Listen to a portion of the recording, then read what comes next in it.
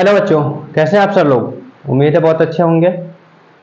आप लोगों का एक बार फिर से बहुत बहुत स्वागत है आपके इस इंग्लिश चैनल आर के इंग्लिश क्लासेज में। तो बच्चों, आज हम लोग पढ़ेंगे टेंस का अगला पार्ट, प्रेजेंट कंटीन्यूअस टेंस। ठीक है, इससे पहले आपको प्रेजेंट सिंपल के बारे में पढ़ाया गया था और उम्मीद है आप लोगों को बहुत अच्छे से समझ में आया होगा। ठीक है बच्चों, तो टाइम लॉस नहीं करते हैं, देखते हैं प्रेजेंट कंटीन्यूअस टेंस क्या होता है।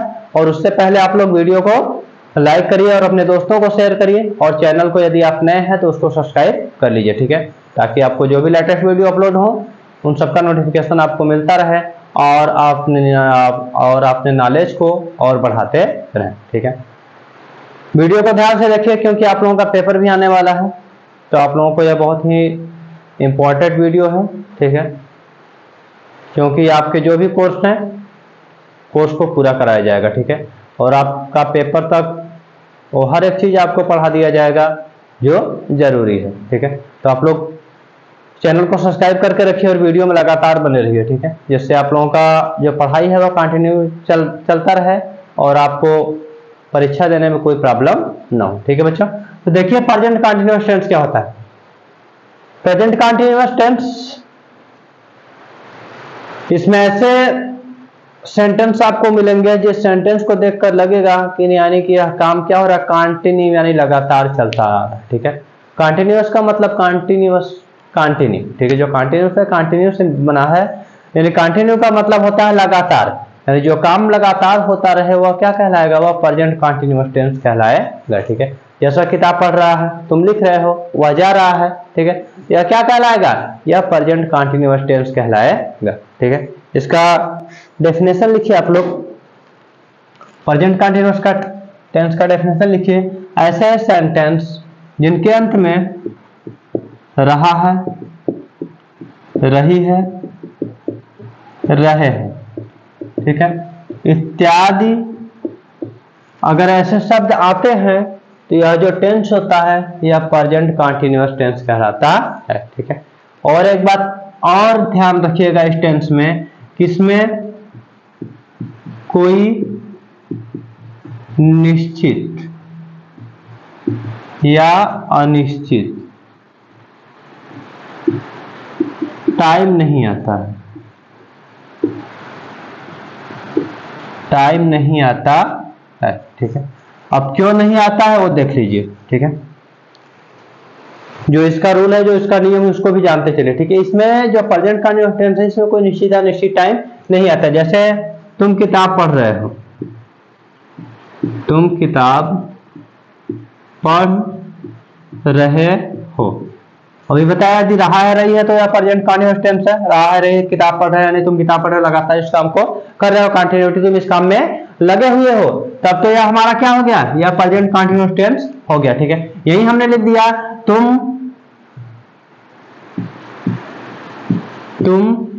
2 बजे से किताब पढ़ रहे हो। ठीक है बच्चों, तो तुम 2 बजे से किताब पढ़ रहे हो, जब इसमें एक टाइम दे दिया, एक निश्चित या निश्चित टाइम दे दिया कि तुम इतने समय से इस काम को करें, नहीं इससे पहले तुमने अभी और काम पूरा कर लिया और अभी बाकी और कर रहे हो। ठीक है, तो जब टाइम दे देगा तो याद रखिएगा, इसको यदि आप प्रेजेंट कंटीन्यूअस में बनाते हैं तो यह क्या हो जाएगा, यह कंटीन्यूअस में नहीं बनेगा, कंटीन्यूअस में बनाएंगे तो यह गलत हो जाएगा।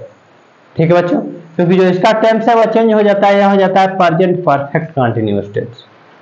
ठीक है बच्चों, यदि टाइम के साथ आएगा तो क्या हो जाएगा, प्रेजेंट परफेक्ट कंटीन्यूअस टेंस हो जाएगा। यदि विदाउट टाइमिंग आता है, तुम लगातार उस काम को करते जा रहे हो, कर रहे हो, तो वह क्या होगा, वह कहलाएगा प्रेजेंट कंटीन्यूअस टेंस। इस बात को याद रखिएगा। ठीक है, और बाकी बताया जा रहा है आपको। तो बच्चों, इसके भी वही 4 पार्ट होते हैं। ठीक है, अब बार बार आपको पार्ट नहीं लिखाया जाएगा। ठीक है, क्योंकि यदि बार बार एक ही चीज को बताया जाएगा तो अच्छी बात नहीं है। आप लोग एक वीडियो देखिए, उसको नोट करिए और उसको आप लोग समझते चलिए। ठीक है, क्योंकि बार बार एक ही चीज बताएंगे तो टाइम लॉस होगा और उससे कोई फायदा नहीं होगा। ठीक है, क्योंकि आपको बता दिया गया तो आप लोग उसको खुद से पढ़ करके खुद से नोट कर लीजिए। ठीक है, इसके भी 4 पार्ट्स होंगे। अफर्मेटिव, नेगेटिव, इंट्रोगेटिव और इंट्रोगेटिव नेगेटिव। ठीक है, तो देखिए जो अफर्मेटिव होता है हर का नियम बता दिया गया है, इसका एक स्ट्रक्चर बस बता रहे हैं। ठीक है, इसका पहले रूल लिख लीजिए। तो रूल, जो सिंगुलर सब्जेक्ट रहेगा, सिंगुलर सब्जेक्ट, सिंगुलर सब्जेक्ट के साथ जो हेल्पिंग वर्ब रहेगा वह लगेगा बच्चों इज। क्या लगेगा? इज। ठीक है, और प्लूरल सब्जेक्ट,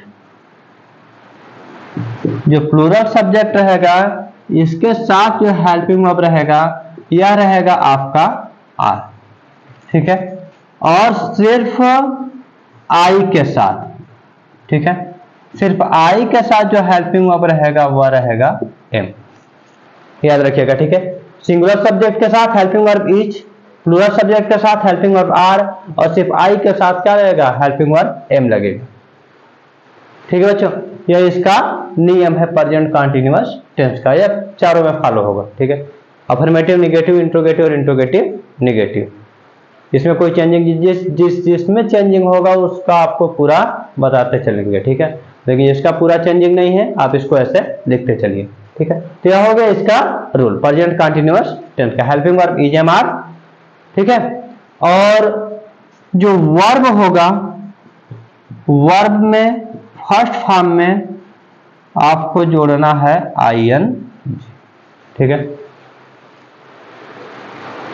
वर्ब के फर्स्ट फॉर्म में आपको आई एन जी लगाना है। ठीक है, क्योंकि आई एन जी हमेशा वर्ब के फर्स्ट फॉर्म में ही जुड़ता है, कभी सेकेंड या थर्ड फॉर्म या फोर्थ फॉर्म में नहीं रखता है। इस बात को याद रखिएगा कि आई एन जी कहाँ जुड़ता है? आई एन जी हमेशा वर्ब के फर्स्ट फॉर्म में ही जुड़ता है। ठीक है, गो में ही आप आई एन जी जोड़ेंगे, वेंट में वेंटिंग नहीं किया गया है, कहीं पढ़े होंगे? नहीं। ठीक है, गो में जुड़ता है गोइंग। ठीक है,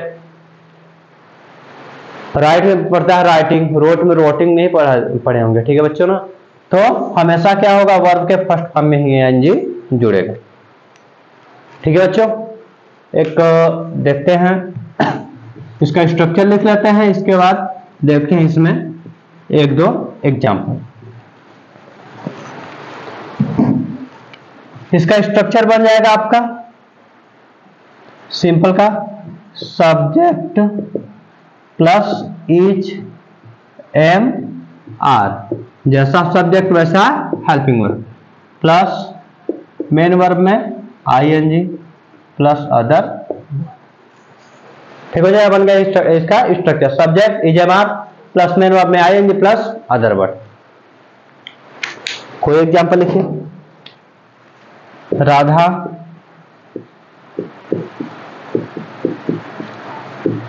बगीचे में जा रही है।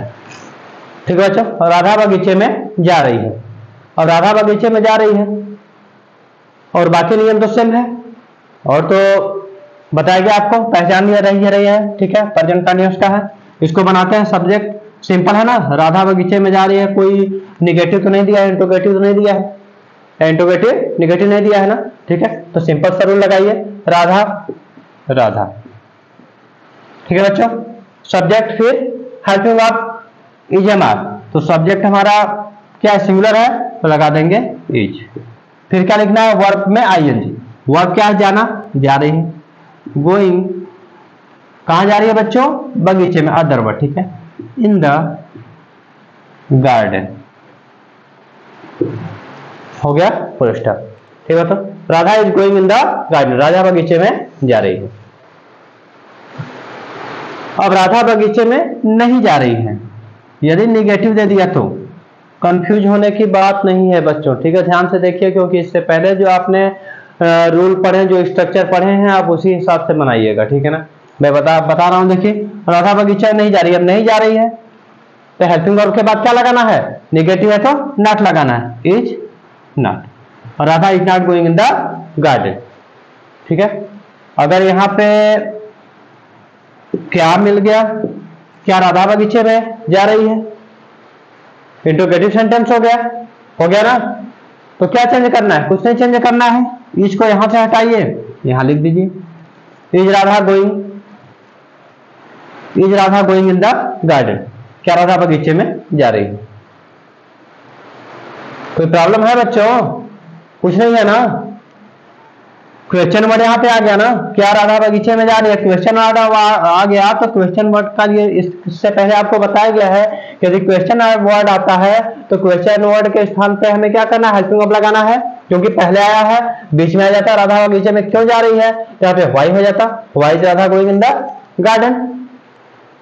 लेकिन यहाँ पे स्टार्टिंग में आ गया है तो यहाँ पे क्या करेंगे, इच पहले लिख देंगे, क्या राधा बगीचे में नहीं जा रही है, ठीक है, क्या राधा बगीचे में नहीं जा रही है, is Radha not going in the garden. यहां पे बस क्या हो जाएगा, क्वेश्चन वर्ड हो जाएगा, हो जाएगा। ठीक है बच्चों, is Radha not going in the garden. कोई समस्या नहीं ना, समस्या नहीं होनी चाहिए, ठीक है, क्योंकि इससे पहले जो आपको स्ट्रक्चर बताया गया था ना, इंट्रोगेटिव का क्या होगा, नेगेटिव का क्या होगा, इंट्रोगेटिव का क्या होगा, सेम वही तो करना है।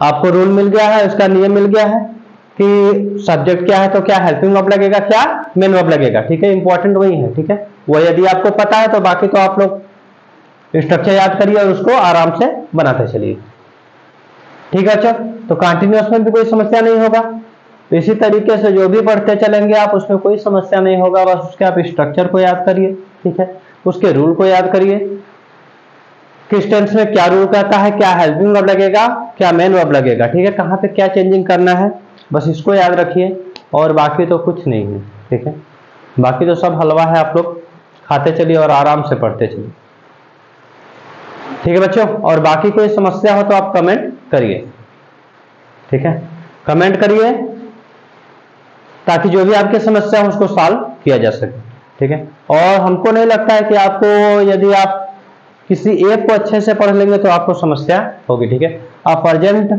सिंपल का पूरा अच्छे से पढ़ लीजिए, आगे आपको कहीं भी कोई समस्या नहीं होगी, बाकी जो स्ट्रक्चर है वो सेम रहेगा, ठीक है, और जहां पे चेंज होगा उसको आपको बताया जाएगा, ठीक है बच्चों। पढ़िए इसको और मन लगा के पढ़िए ताकि आगे आने वाले पेपर की आप अच्छे से तैयारी कर सकें, ठीक है। तो वीडियो आप लोग लाइक करिए, शेयर करिए और चैनल को सब्सक्राइब करिए, ठीक है बच्चों। मिलते हैं नेक्स्ट वीडियो में, अगला इसका है प्रेजेंट परफेक्ट टेंस में, ठीक है, देखेंगे प्रेजेंट परफेक्ट क्या होता है। तब तक आप लोग प्रेजेंट सिंपल और प्रेजेंट कंटिन्यूअस पढ़ते रहिए, ठीक है बच्चों। मिलते हैं नेक्स्ट वीडियो में, तब तक के लिए बाय बाय।